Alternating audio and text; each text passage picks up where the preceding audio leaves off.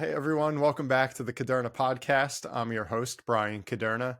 We got another great interview on deck for you today. My guest is Michael Wolk.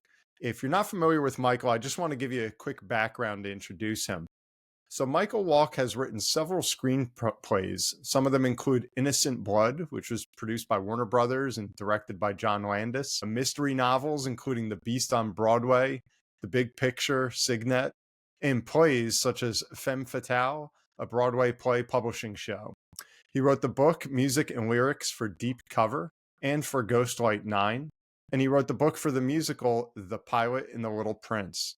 He's also a Broadway producer, having produced Job, Once Upon a Mattress, The Hills of California, Prince of Broadway, The Karate Kid, and many others. And he's also produced at the Lincoln Center, Musashi, and the Temple of the Golden Pavilion.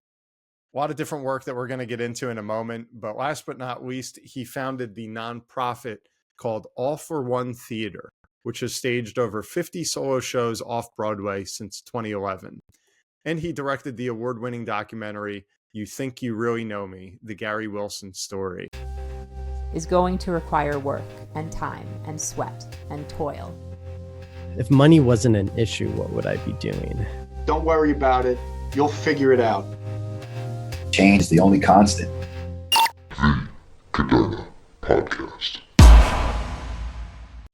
Well, it's why I came to New York. As a kid, I was on my high school drama trip to Broadway. And They took some kids and we got to see some Broadway shows. And once I got to New York, I took all the souvenirs I could and brought them all home to Minneapolis, Minnesota. And, I knew I had to come back. So, That's pretty cool. How old were you when that first kind of spark was lit? It was like 16, 17. Okay, in the teen years. That's Yeah. awesome. Where are you from originally? Where was home? Well, Minneapolis, Minnesota. Okay. And I grew up in a suburb there, where St. Louis Park, where the Coen brothers of filmmaking fame also went to high school. Wow. That's pretty cool. Last night I just saw the movie on Bob Dylan. I don't know if you've seen that yet. I haven't yet, I hear. But a similar story, just at least in the sense that he started in Minnesota, found his way to New York City, and then the rest was history as we know it. Yeah. Yeah. Great movie, though. I would highly recommend it.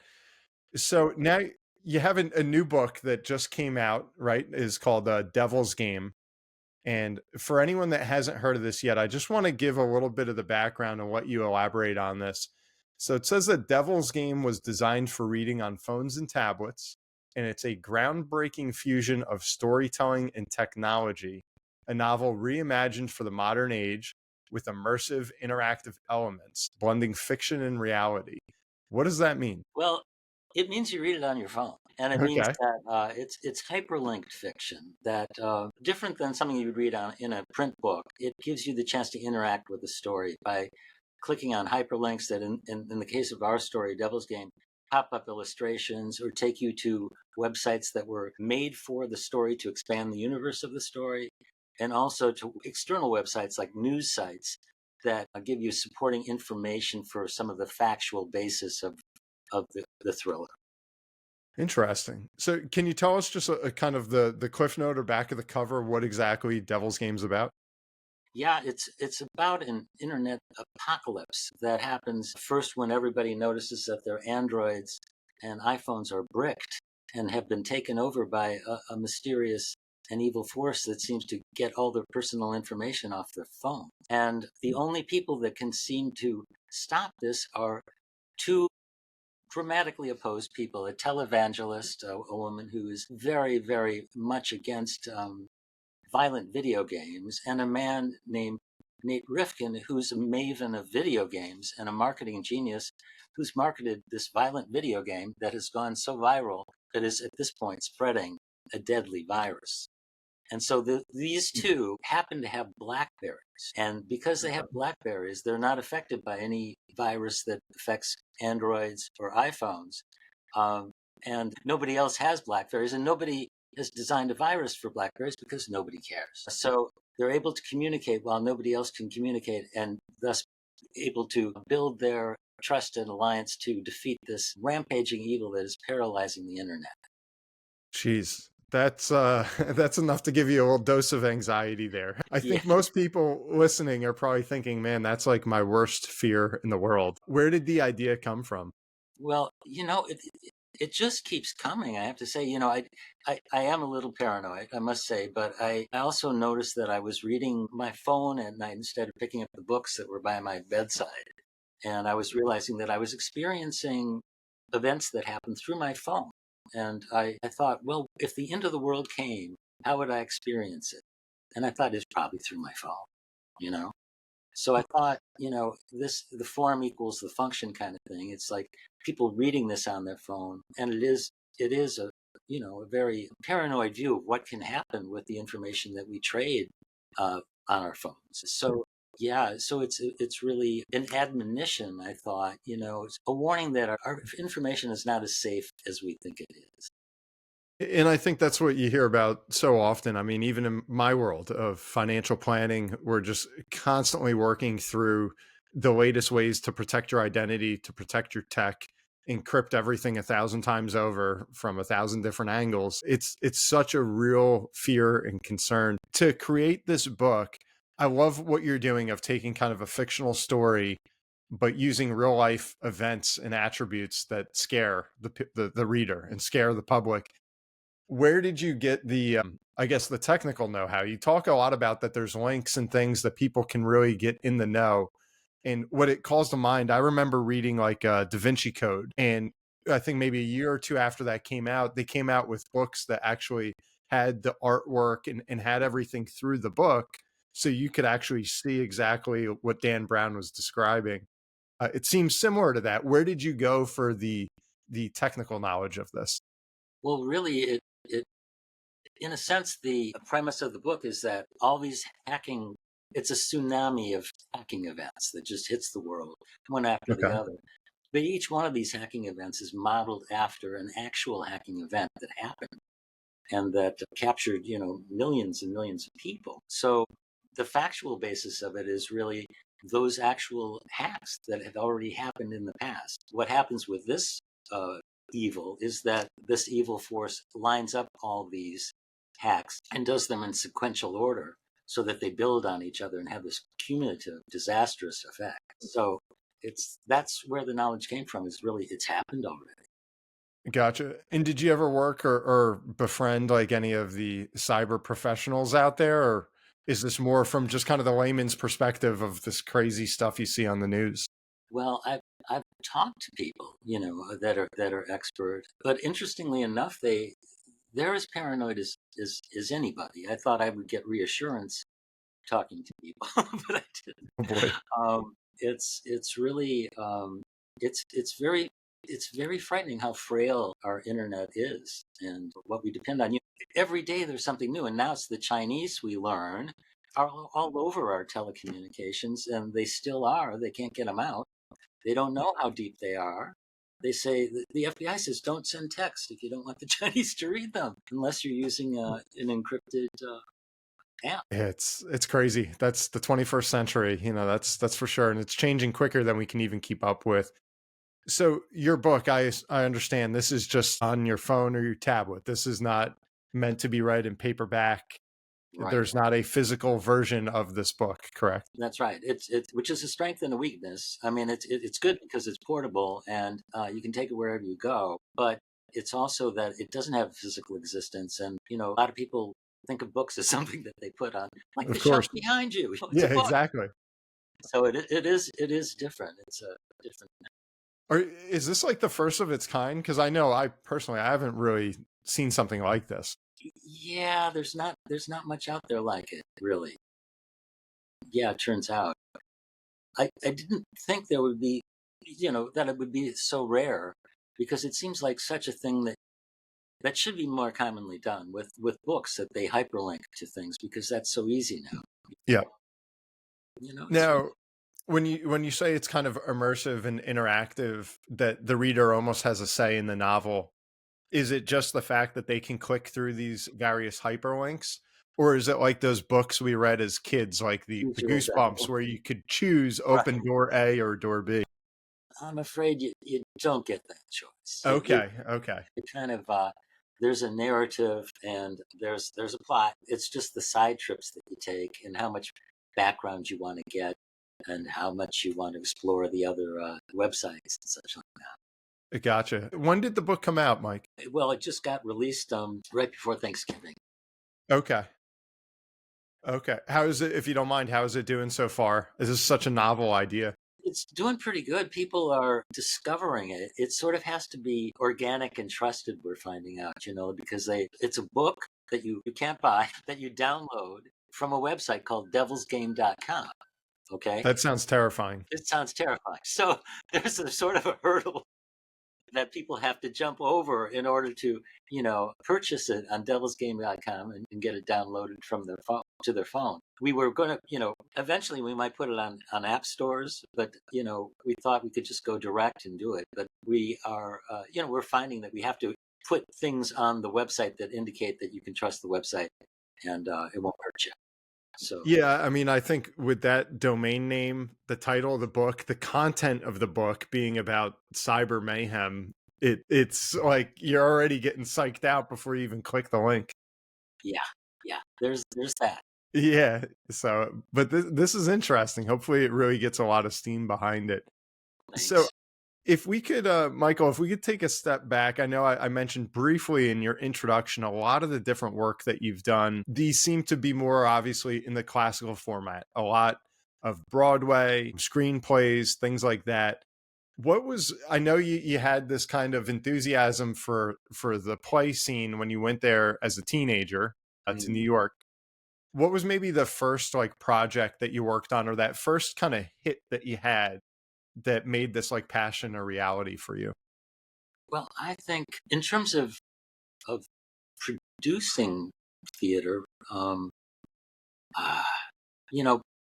producing theater is finding something that really excites you and that you want to share with the world. Creating theater is getting someone to produce your work, trying to get it to the best state that it can be on stage. And I've had both experiences where I've had, like Innocent Blood was a movie that was directed by John Landis, so it got this national play in theaters, movie theaters, and it was so nice to sit in the audience and, laugh with people who are laughing at your stuff and watching it with you. That's really exciting, Sure. And the same is true with a Broadway show or any show that you find or that you produce that moves an audience, and you can feel that energy in the room, and you go, oh yeah, this is good. Yeah, that's working out. You get that immediate feedback. Yeah. That's pretty cool. And so did you start with screenplays, or like what was your first kind of entree to writing? It was actually plays, and starting in college. When I came here, New York City. When I came to New York City, I really thought that I would just write plays, and that's what I would do. That turned out to be harder than I thought in terms of making a living writing plays. So it turns out that it's more lucrative to find many projects so that you can balance things that you do and things that are passion projects with things that hopefully will bring in income so that you can support all your work.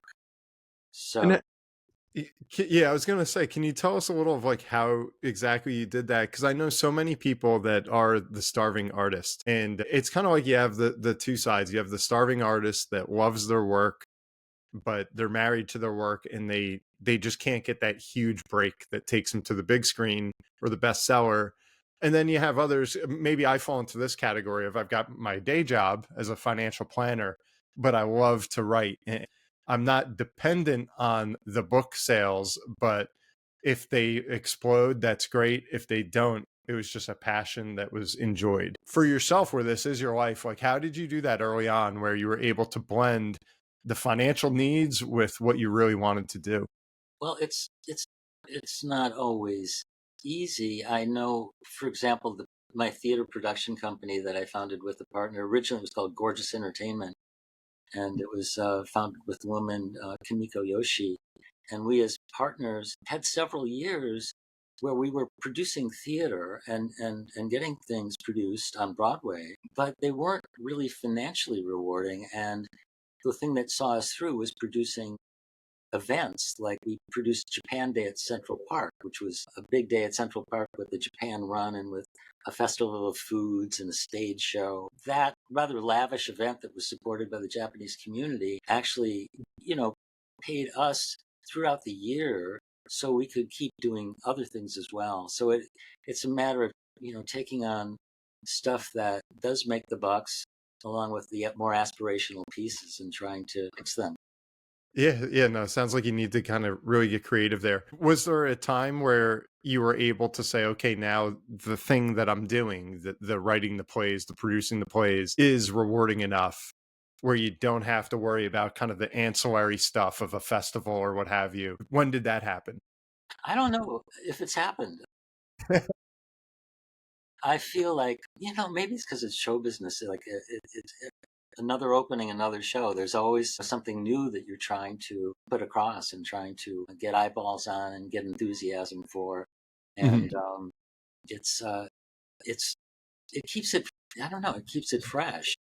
Yeah. And so these things, like, I think, sometimes when you hear about a big actor or, a big director of a movie or a TV show, they have that one hit and that's enough with those royalties to free them up for life and they're okay. Is it like that in correct me if I'm wrong, if you are more focused in theater, you're not getting paid for a play that was acted out in 1985. That's no longer airing unless they're continuing to run it. Do you run into that in theater? Is that like I would imagine that would be a struggle. Yeah. The whole Broadway scene it's a difficult scene because right now the costs of production are such that there was just an article the other day that I don't know what they're saying, that the usual watermark for a budget for Broadway is now getting to be $30 million, which is insane. Jeez. That's this is a theater that, let's say it has 1,200 seats. How many people have to see it? How many times at what price for you to get back $30 million?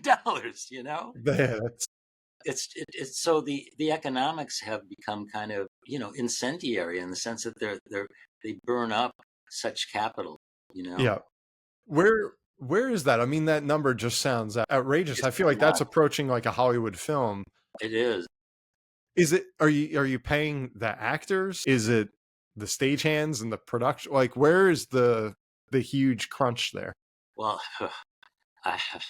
it's a very expensive thing and it got much more expensive after the pandemic. There were all these things put in place during pandemics, and different work hours came out of, and different unions got different demands, met during that really rugged time.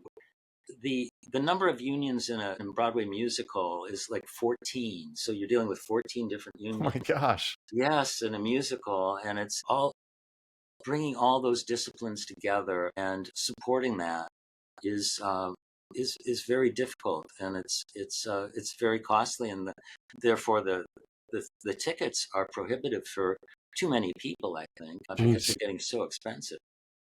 Yeah, no, I would believe it. And who is in charge ultimately of that overall budget? Is that the producer, the director? Like, who's the one that says this is going to work or not? Or is it a studio? Like, how does that work?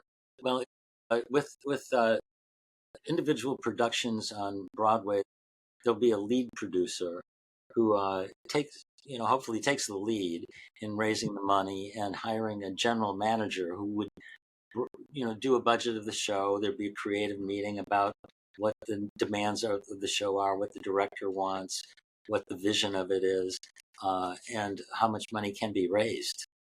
And then there's a decision about what the level of capitalization will have to be to put it on. And then you go for it. A friend of mine was just telling me at lunch today, they were at a play on Broadway that's still raising money before the play, which is a bad place to be. No, I would not want to be there. So I guess a question I have to that, kind of the business side of it, it's like Hollywood has this monopoly on film. Broadway seems to have like kind of a monopoly on theater. But to that point, like not far from me, the old Fort Monmouth, we have Netflix coming to town. And they're going to have this monster studio and everything else that's right here in New Jersey. Is speaking to some of those costs and those barriers to put together a play. Is there room to have another off Broadway of sorts that could compete, or is there only one Broadway? Well, I think, Broadway is a brand. It's Mhm. they're very farsighted businessman. Uh, you know, uh, bought uh, Broadway.com. And Broadway.com is just a website, but it's also a state of mind. And Broadway is where the people that tour things, all the theaters around America, and the people that own or present in those theaters, they're looking to Broadway because it has a brand and it has recognition.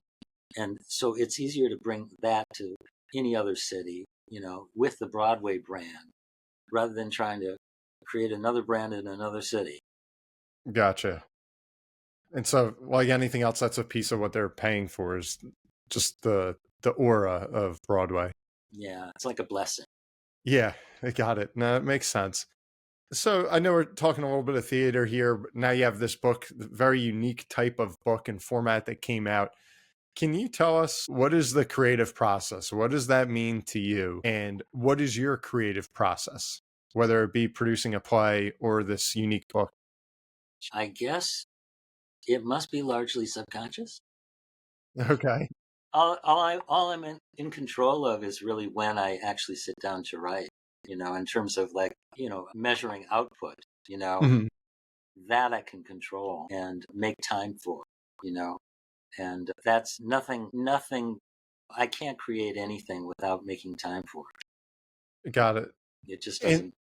do those ideas, do they come to you through work, through just putting in hours, or are you going through life and then when you wake up at 3 o'clock in the morning, you're jotting down a note of just something that you thought of? Like, tell us about the ideas and how they get into your work. Well, yeah, they really are. Buddy, Eb Margolin, she's a playwright and playwriting teacher. She once said that ideas are like snowflakes, and so you better capture them before they go. And it's really true. Ideas are like snowflakes. Like you have a really good idea, but if you don't actually pin it to the page, if you don't write it down, at least for me, the snowflake goes away. Yeah, you're on to something else. Yeah. Yeah. So if you collect enough of these snowflakes, then you have an igloo. But if you don't write it, don't start writing. There's so many people who tell me they have a story that they want to write, or that they'd love to write, or that they think they could write, but they haven't. And you don't you're not writing unless you're writing. Making time for it and actually pinning it to the page, and And how do you make time for it? Do you have a schedule? Do you try every day, a time of day? What's like your routine or your attack? well, it changes with my life, but it seems lately it's nice in the evening, the quiet of the evening. Okay. Yeah, yeah, that is In easiest to write. That's interesting because the first book that I wrote, Millennial Millionaire, that was done like what you just described in the evening. Lots of that writing was done from like 9 o'clock to where I just got on the go. I got an idea I loved, and then I was there at 3 a.m. still typing away. Now it seems very different. Now, like the most recent book I did, What Should I Do with My Money? That was almost exclusively at a library, a local library that I would go to. And if I found that I could free up an afternoon and get my work done in the morning, I might go there from, 1 o'clock to 6 o'clock with a cup of coffee and just pound away on the keys. Have you always been a nighttime person, or is that just kind of like where life takes you? Well, not always. It's really true. Like sometimes, especially if somebody's paying you to write something. Yeah, Now there's a motivation. sure. Then you wake up, at least with me. Then you wake up in the morning and you start writing. Yeah. There's a check in it. So really, it's true. I mean, if there's the inducement and that, then yeah, it's great work. And if you can get it, it's the best work. If people are asking you to do it, it's really great. Um, True.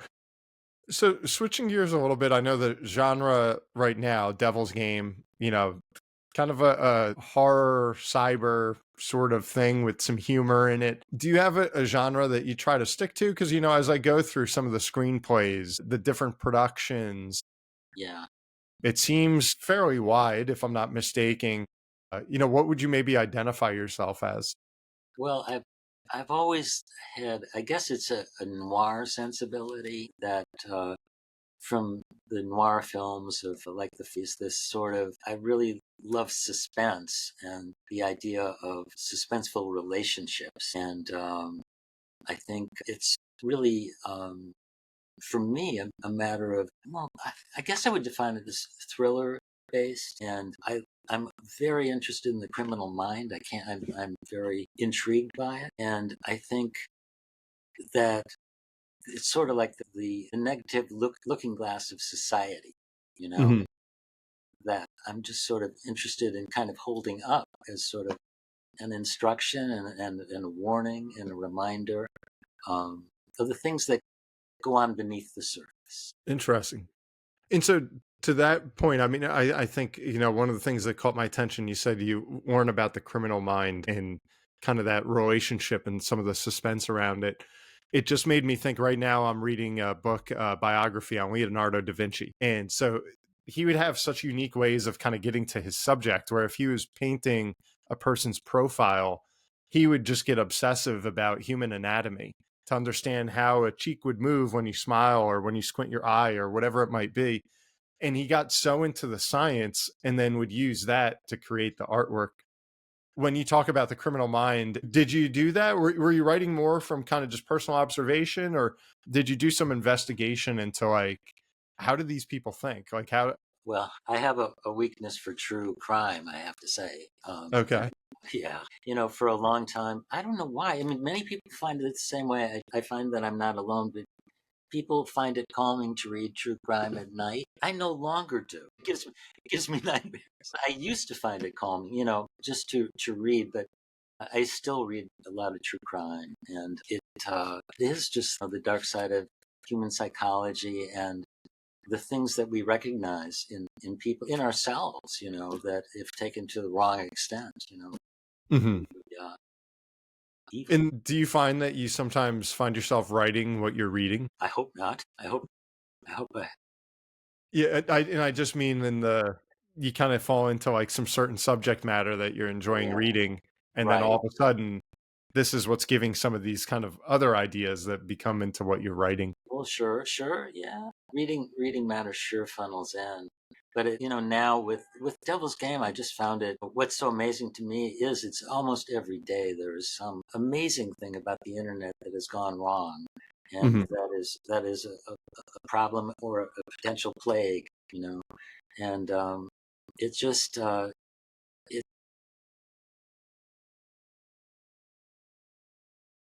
And to that point, did you write it like with a sequel in mind, a trilogy, or was it just kind of throw it out there and then let it see how the people digest it? Yeah. I think I want to know if people are really receiving it well before I go ahead. But I do like the form very much. It's very liberating, and I think it liberates the story because you can surround it with such a context and background and color. Yeah, very interesting. And so when you write these things, one thing I always like to ask authors, because I've had a lot of different authors here on our show, is are you looking to teach or are you looking to entertain? I do want to entertain. I do want to put people through some interesting emotions. Um, and I don't know, teaching, I don't know. I mean, I'd like to think that it's, yeah, that's, I guess, part of the reason I included the real websites that you have links to in the book, so that people can really look at um, the real basis for these things that are taken to the fictional extreme. So, in a way, I was thinking of instructing people in that way. Interesting. Yeah, because I think of, Stan Lee, someone I always admired. I'm a big X-Men fan, big on Marvel. And I've read I don't know if it was in a documentary or a biography on him, that early on, that was something he struggled a lot with, is he got very successful creating these comic books. But then he's like, is this what my life is? I just make cartoons. I'm almost like he Mm. felt like he was a clown. And then when he started to realize how much it gave people an escape and an entertainment, he kind of came to that realization that he is providing value. and that all that he's doing for so many millions of people out there is worthy, because we all need that. We want fun, we want entertainment. So it was interesting just to kind of hear him talk about how, he didn't need to teach and kind of create something like that the entertainment in and of itself was enough. An amazing man with a lot of accomplishment. He had a book that was a comic book biography that was huge, oversized thing.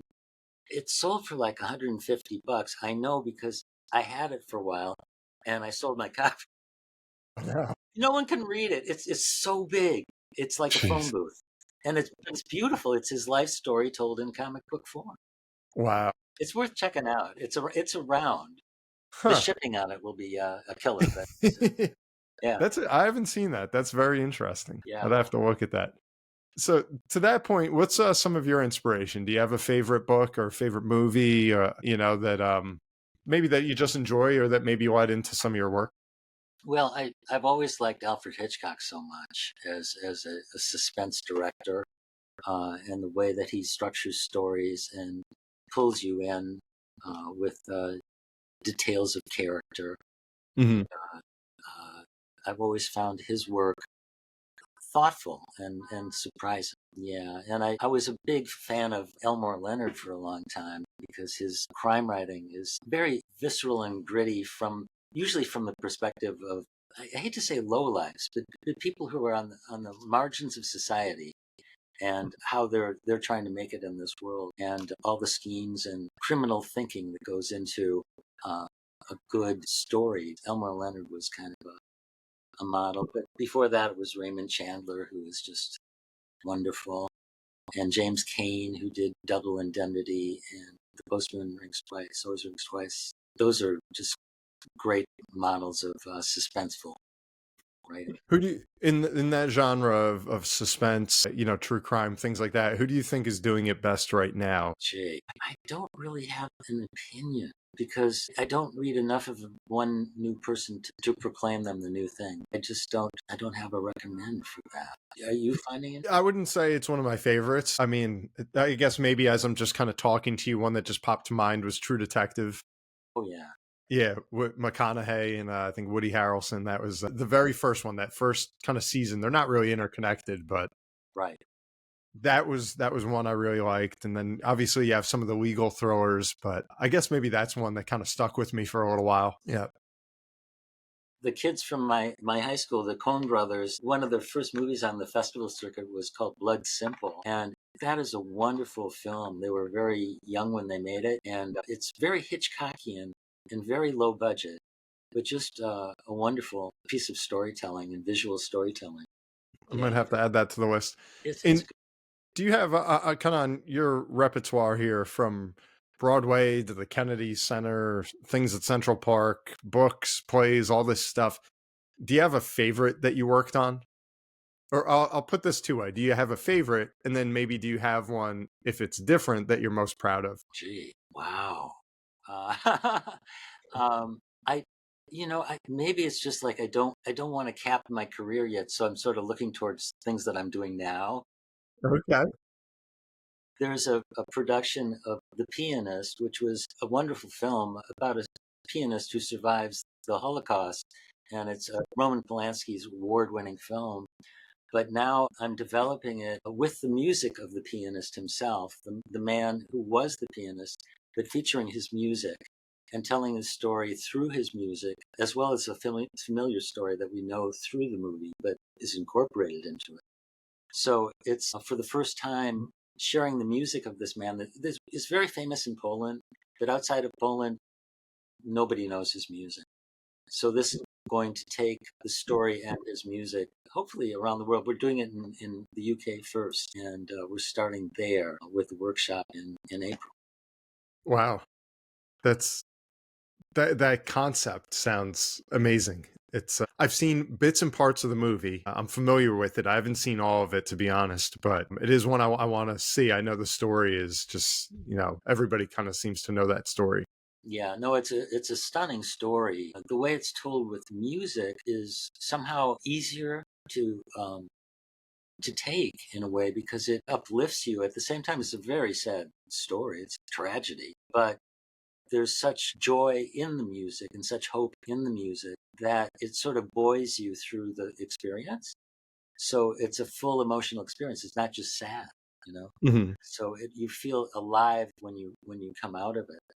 And I must say that the person who's orchestrating it, his name's Simon Lee. He was Andrew Lloyd Webber's music director for decades, and he's scored it so richly that it's just like a symphony, and it's just very moving. So I'm really looking forward to sharing that with people. In what, like in something like that, what is your role? Was that your idea, or are you implementing it, or like where do you fit into that puzzle?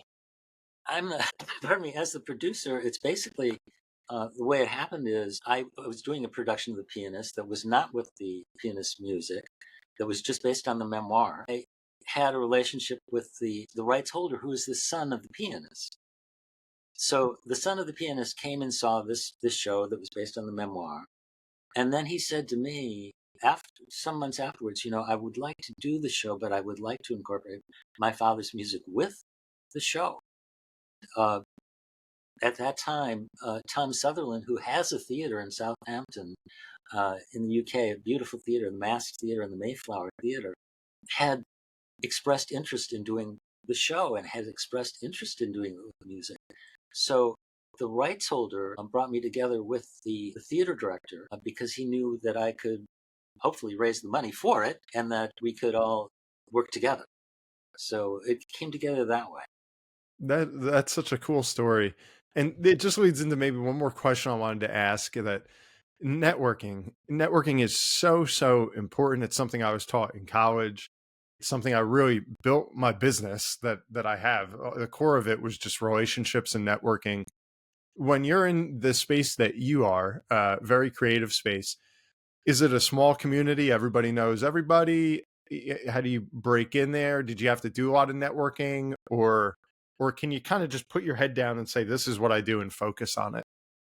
Well, it's different, as a producer, I can say that there's a community of producers. There is sort of it is sort of a bunch of people that a lot of whom know each other and hang out with each other and trade information on the different shows that they're investing in or not investing in. That's a very defined community that you can network within and should try to, if you're producing, and that's, that includes me.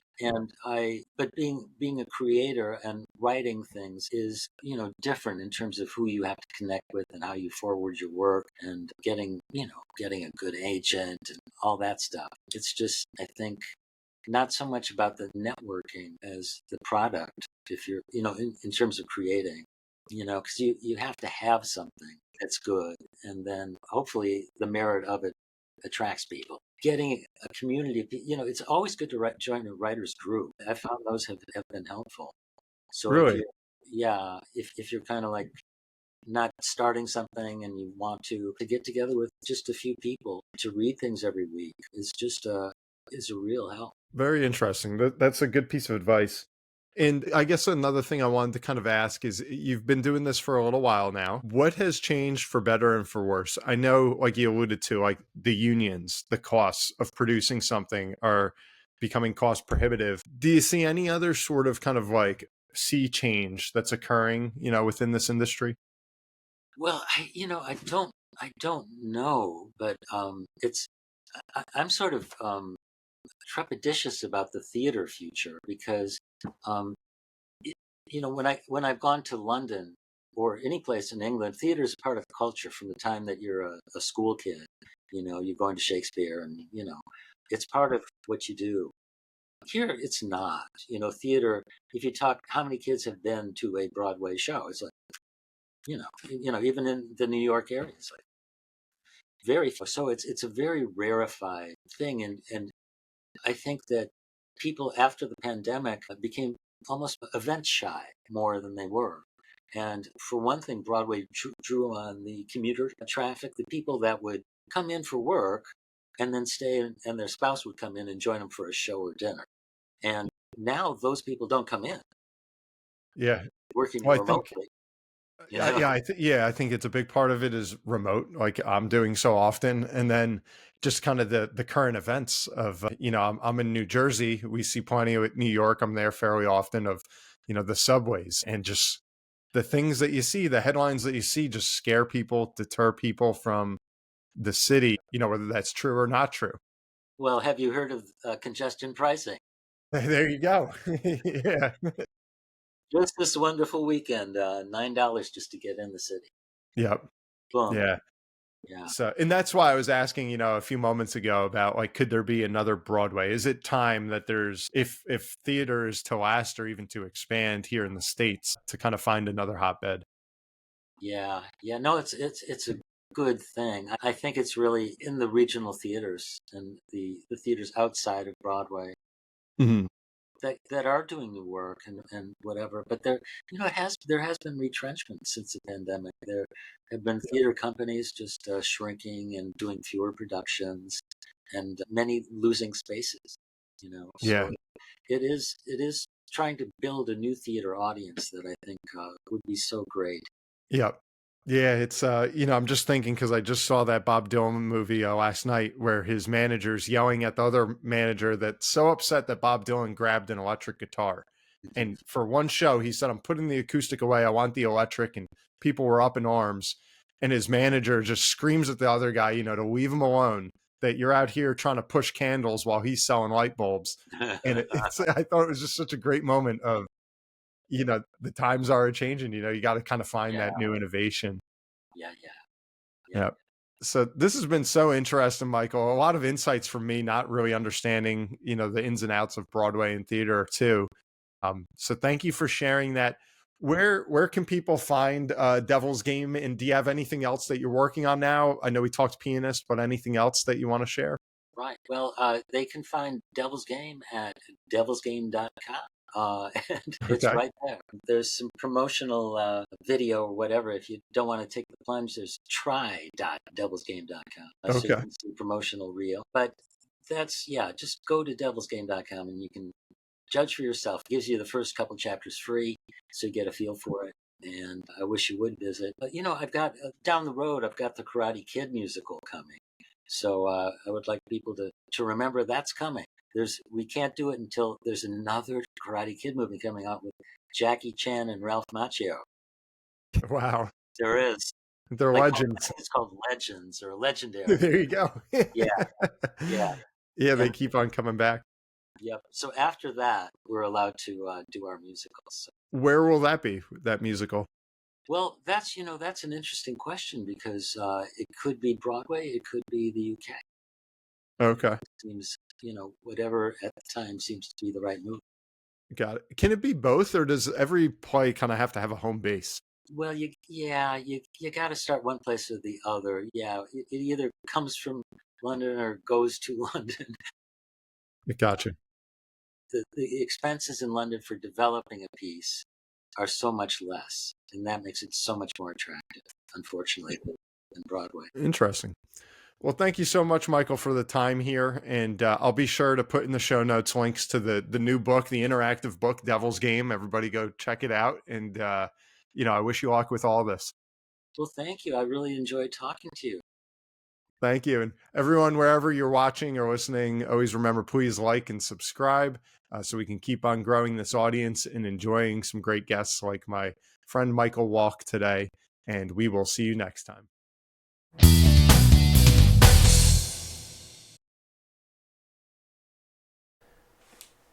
This podcast is intended for the general public and for informational purposes only. The show does not provide any recommendations or investment advice regarding any specific account type, service, strategy, or product, or to otherwise act in any fiduciary or other capacity. Please contact a financial professional for guidance and information that is specific to your situation. Brian Caderna does not provide tax or legal advice. Please contact your accountant or legal advisor to discuss your situation.